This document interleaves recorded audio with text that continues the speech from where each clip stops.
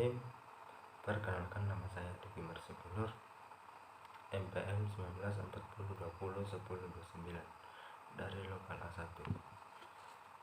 Di sini saya akan menjelaskan sedikit tentang teknologi pengolahan hasil perkebunan. Baiklah, pada materi pertemuan pertama yaitu teknologi pengolahan hasil perkebunan. Adapun pengertian teknologi pengolahan hasil perkebunan adalah kegiatan yang memanfaatkan hasil perkebunan sebagai bahan baku, merancang dan menyediakan peralatan serta jasa untuk kegiatan tersebut. Selanjutnya, peran dan dampak pengembangan perkebunan. Yang pertama, dukungan terhadap pengembangan industri. Yang kedua, diversifikasi ekspor. Yang ketiga, peningkatan ekspor komoditas perkebunan.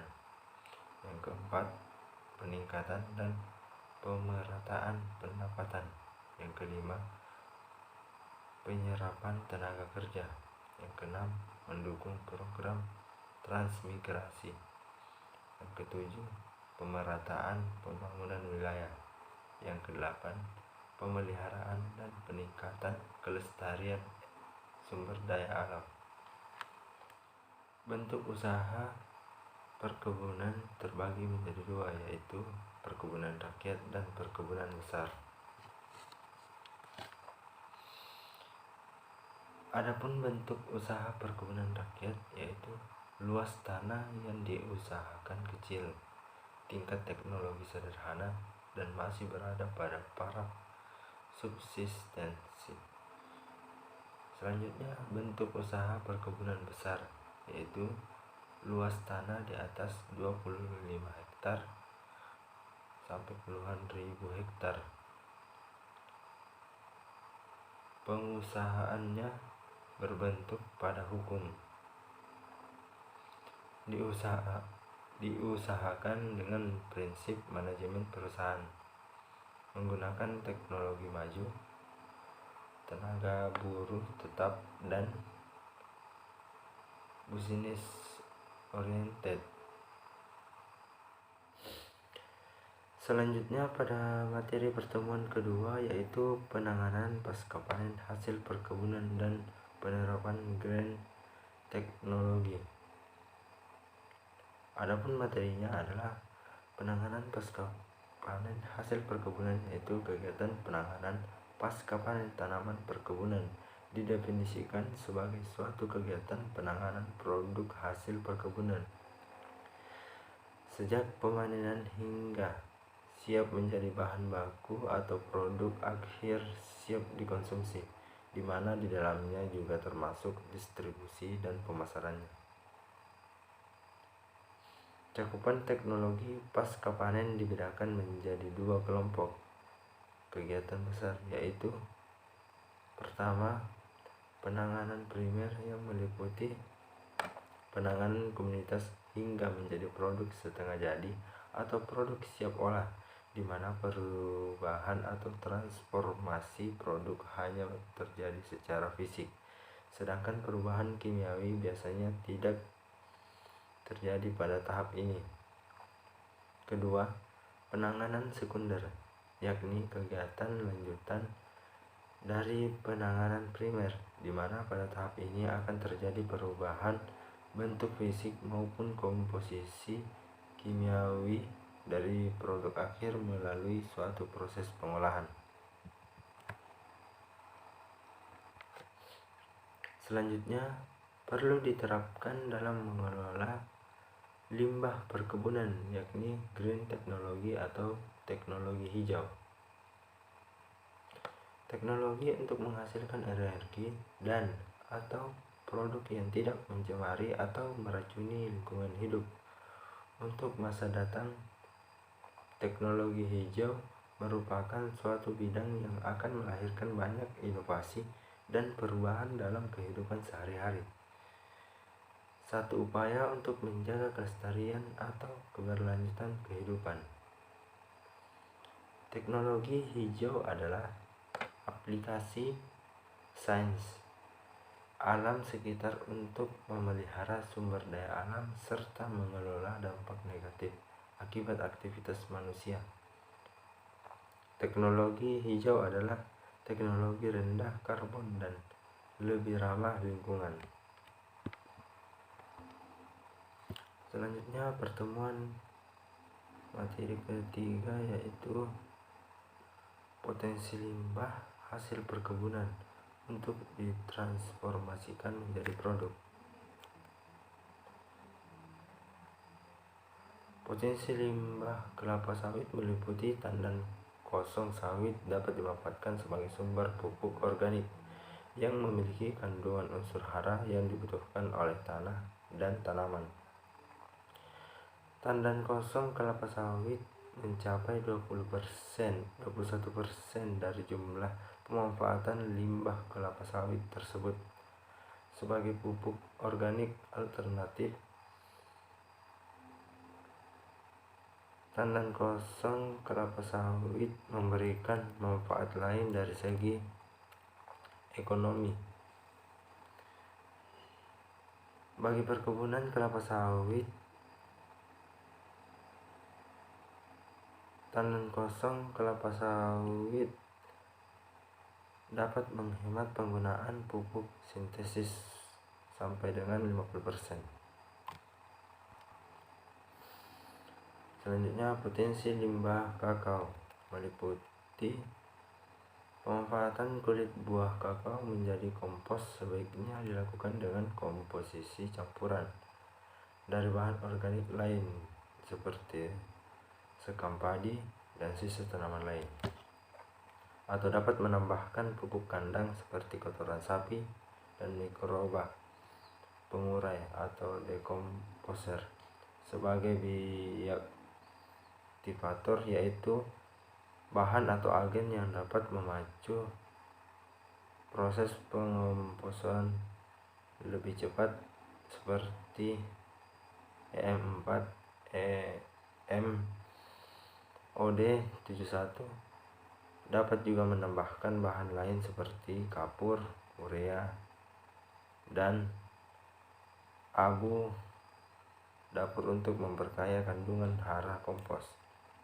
Selanjutnya potensi limbah kopi meliputi limbah kulit kopi diperoleh dari proses pengolahan kopi dari biji utuh menjadi kopi bubuk. Proses pengolahan kopi ada dua, yaitu pengolahan kopi merah atau masak dan pengolahan kopi hijau atau mentah. Dan kulit kopi terdiri dari 3 bagian, yaitu lapisan bagian luar tipis, yang kedua lapisan daging buah, yang ketiga lapisan kulit tanduk atau kulit dalam. Selanjutnya potensi limbah kayu manis meliputi kulit kayu manis berpotensi dalam pembuatan partikel board, bahan baku pupuk kompos. Selanjutnya potensi limbah teh untuk sebagai bahan baku pupuk organik cair dan pupuk kompos. Kemudian potensi limbah karet untuk sebagai bahan dasar pembuatan biokerosin atau sumber energi alternatif dari biji karet, sebagai bahan pembuatan pupuk organik atau biji karet, dan limbah biomasa perkebunan karet berpotensi sebagai bahan baku biokar. Baiklah, selanjutnya materi pertemuan keempat dan kelima yaitu proses produksi minyak kelapa sawit, yang dimana prinsip pengolahan sawit meliputi sterilisasi tandan buah segar atau TBS, pelepasan buah dari tandan, pengepresan buah untuk mendapatkan minyak, penjernihan minyak, pemisahan serat dan biji, pemecahan biji, pemisahan inti dan cangkang. Kemudian dilakukan pemanenan, pengangkutan,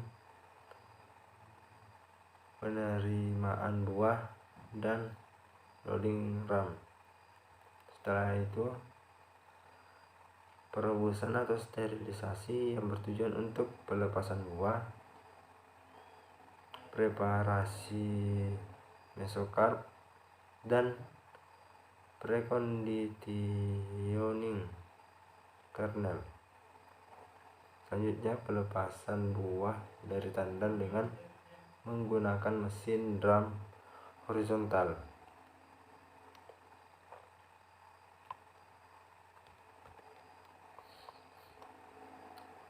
Selanjutnya penghancuran yang bertujuan untuk diges mesokarp cells,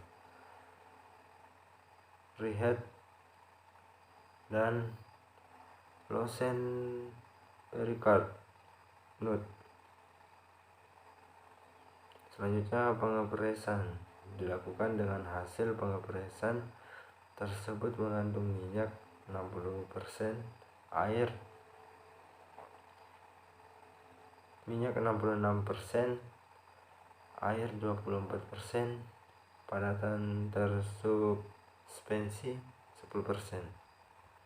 Selanjutnya pemurnian minyak mentah atau refining, yaitu menghasilkan impurities yang tidak berguna, mempertahankan minor komponen yang berguna, dan mendapatkan trigliserida sebanyak mungkin namun tetap ekonomis. Standar mutu minyak goreng meliputi keadaan bau dan rasa normal, kadar air maksimal 0,3%, kadar asam lemak bebas maksimal 0,3% sebagai asam larut kadar, kadar kotoran maksimal 0,05%, bilangan peroksida maksimal 5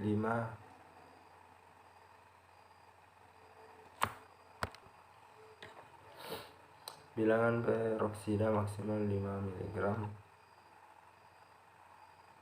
ox per gram sampel, atau jumlah